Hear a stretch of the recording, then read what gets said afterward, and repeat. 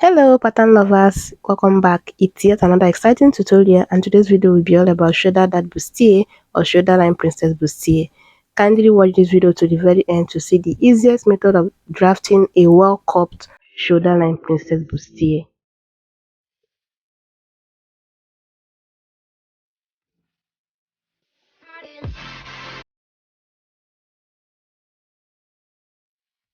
Here my pattern paper is ready and the first thing I'll do here is to go ahead and get the half length of 17 inches. I'm just drafting for a half scale body, so you can make this as a full scale bodies. Then after that I'll just go ahead and rule it out. The next thing I'll do now is to divide the bust circumference by 2 plus extra 2. Then I'm going to mark the two halves like this. I mark the midpoint here and mark the other half there. That way I would have a space for both the front and then the back. Now I'll start from this top line here and mark the shoulder measurement divided by 2, and I will do the same thing for the back. So after that, I'll go ahead and divide the bust circumference by 6 plus extra 1.5, then plus extra 1 inch for shoulder slope, or you can just mark your shoulder slope first and then start from that point and mark your bust circumference divided by 6 plus 1.5. But here, what I'm just marking down is the bust circumference divided by 4 plus 1.5 plus 1 inch for shoulder slope, making it 2.5 total. So I marked the value here for both the front and back, and I'm just going to square it out. And after I'm done with that, the next thing I'm going to do is to take the neck width and the neck depth. So I'm just using the person standard neckline measurements here. Go ahead and do any style of neckline that you so wish. But here I'm just going for 3.5 by 3.5 here. Then I'll come here and mark the shoulder slope of 1 inch. I'll do the same thing for the back, but we'll just focus on the front yet. The shoulder slope on that shoulder line measurement, and I'm going to slant it to the neck tip. Next, I'm going to start from the top line and go down to the bust point of 10.5 and then under bust of 14.5, and the half length is 17 inches. So I'm trying to get a straight line, that's why I'm also marking it on this point. Then I'm going to mark it out like so. To get the over bust line, I'm going to start on the bust point line and go up by 3.5. You can also go up 1.5 from that your armhole line there. Okay, go up 1.5 if you so wish, or you just go up by 3.5 from your bust point. Then I'm going to label it OB as over bust, BP as bust point, and UB as under bust. Then the WL will be the waist line. I'll come on the waistline and take the bust span measurement, and I'm working with 4 inches. So remember, this is on 4, it's going to be 8 inches. And I'm going to mark it on the bust point too and square it out like so. And for the dart intake, I'll be doing 1.5, that is 0.75 on both side of the bust span line. And I'm going to mark it out like so, just slant it to the bust point like so. And the next thing I'm going to do is to take the bust measurement divided by 4 plus extra half inch for ease just on the bust area. And on the waist measurement divided by 4 plus the 1.5 we used as that intake. I only added half inch for ease on the bust area. Next, I'm going to get the midpoint of this line here, just this same way you see me doing it here, and I will mark it out. Then I'll come in half inch on that point, then use the straight part of my curve to connect it to the shoulder tip like so. Then I'm going to curve the other part to the bust measurement divided by 4, just as you can see me do it here. Next, I'll get the midpoint of this shoulder line here from the shoulder tip to the neck tip. I'll mark it out like so. Then I'm going to connect it to the bust point. You see that already existing that line there, connect it to that point like so. And then we are going to tighten the under bust first before we go over to the over bust. And I'm using half inch on both sides of the existing that legs. It's as simple as that. Then I'm going to curve it to the bust point like so. You can see how I placed the curve. Go ahead and do the same thing and curve it to the bust point. Then extend the dart legs to the waistline. The next thing I'll do now is to get the bust dart, and I'm using 1.5 because that's the difference between a front length and then the back length. And I'm connecting it to the bust point like so. Just slant it to the bust point like so.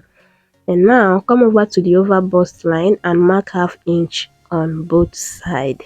Then I'll use my curve to curve it like so, from that ½ inch on the over bust line to the bust point like so. I'll do the same thing for this other side, and then we go to the next step. Next, I'll come to this shoulder line here and I'll come in by 1 inch. You see this center front here, I'll come in by 1 inch. Then on this side, I'm going to go out by 1.5. Can you see that? So connect from the, you see this side front here, 1.5 from that point to the ½ inch you use to tighten the over bust. Then you connect from the 1 inch on the center front to this ½ inch you use to tighten the over bust. Make sure you have a smooth line there. So we took out 2.5 on the shoulder line, which automatically affects the already existing armhole, and we are going to do it the right way to get it right. First, I'll go ahead and replace whatever it is that I took out here, which is 2.5. I'll mark the 2.5, then I'm going to do the same thing I used to slant the shoulder, which is 1 inch. This is to ensure that your armhole is still complete. Then I'm going to connect from that leg to that 2.5 like so. I will measure to see if I have the same thing and you're actually on the right path. Now the next thing you're going to do is to measure what you have here, the whole of here. Can you see that? I have 7 inches. Then I'm going to measure this center front here and transfer whatever I have to this other that leg and mark where that 7 inches falls in.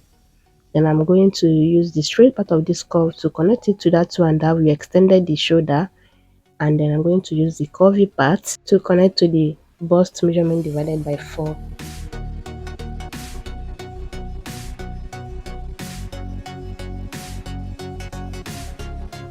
I hope you're following. Now I'll make sure that what I have here is still intact. I have about 7.5 inches here, and I'm going to measure the center front first, just like we did on the other part, and transfer the value I have from that point to the other that leg, and it's still intact. On this part here, we used 1 inch to tighten the over bust, and what I have on the armhole part is still the same 1 inch. Can you see that? So while cutting, we will blend the shoulder to be the same. Now let's go over to the back, and the first thing I'll do is to mark the neck width of 3.5 and 2 inches as the neck depth. Like I said before, do your desired neckline here. After that, I'll connect from the shoulder slope to the neck tip. Just slant it like so. Now the next thing I'll do is to get the actual length of the back length. Remember we use 1.5 as the bust dart. I'm going to minus that from what I have here, and that would give me the back length. Your back length and front length can be the same. Do well to measure it to be sure. I'll roll it out like so, and then I'll contour the back, the center back by 1 inch. I usually use 1 inch to contour the center back just because the body is not straight on the back. And I'm going to curve it like so to the next tip. Then I'll start from this new line to take the bust span measurement for the dart, which I'm using 4 inches. I'll measure from the previous center back line, and I have 5 inches. Just to get a straight line, I will mark it on the top like so. Can you see that? Then I will mark the dart length. I'm using 6 inches, I think. And for the dart intake, I'll be using ½ inch on both sides. Then I'll pivot it to that dart length, just like so. Just go ahead and slant it to make that your dart length point. Okay, so you can also do the same thing we did for the front. Divide the shoulder line here into 2 and connect it to the existing dart there. But I'm okay with this dart. If you want, you can do that, but depending on what you're going for anyway. But this waist dart is already okay for me. So I'll start from that center back contour line and then get the bust measurement divided by 4. I'll do the same thing for the waist. Then I'll measure what I have from the shoulder slope to the armhole line and divide it by 2. I'll go out by 0.25 on that point. Then I'll use the straight part of this curve to connect it like so to that 0.25. Then I'll curve from the 0.25 to the bust circumference divided by 4 that we have there. Now, the very last thing I'll do for this back is to go ahead and add my zipper allowance. You can choose to do this by transferring to your fabric, but I like to do mine now. Follow the same shape you already have there and add your 1-inch zipper allowance. And we are pretty much done. The back pattern and then the front is set.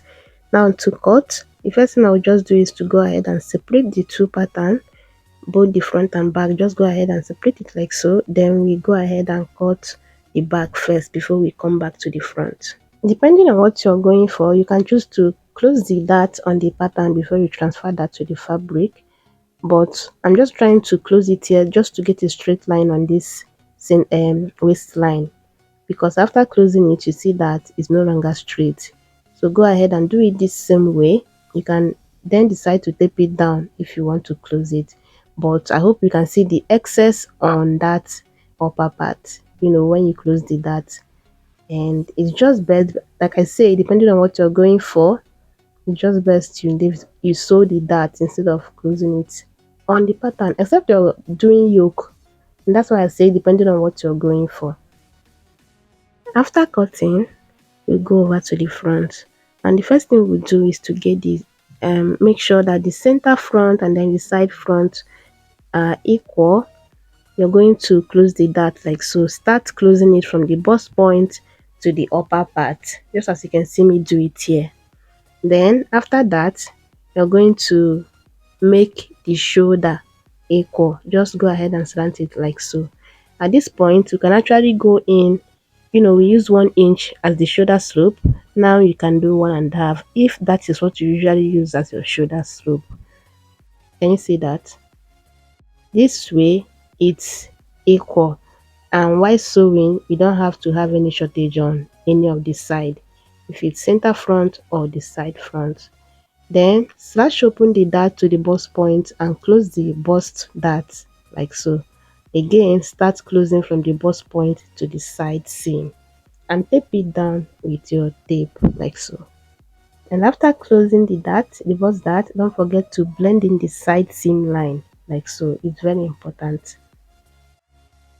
Now the pattern is set, we just go ahead and continue cutting. Make sure you're cutting on the right line.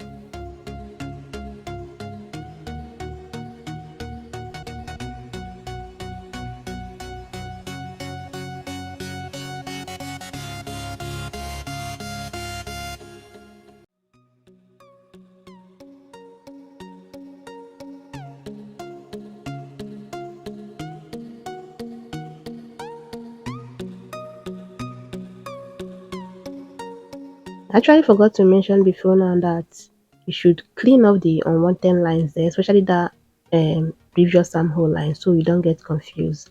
And after cutting your patterns, this is the best time to check if your patterns are matching up on the right side. And you can see that I have about 0.1 here just to trim off on this back pattern. So do well to cross check your patterns before transferring to the fabric, and also make sure that what you have on the shoulder line for the front is the same with what you have on the back, so that after transferring to the fabric and after you want to join the shoulder, you don't have any shortage. And there you have it, your well-cupped shoulder line Princess Bustier pattern is all set. Let me know in the comments if you'd like me to draft any other style. My name is Confidence, and I'll see you next. Bye bye.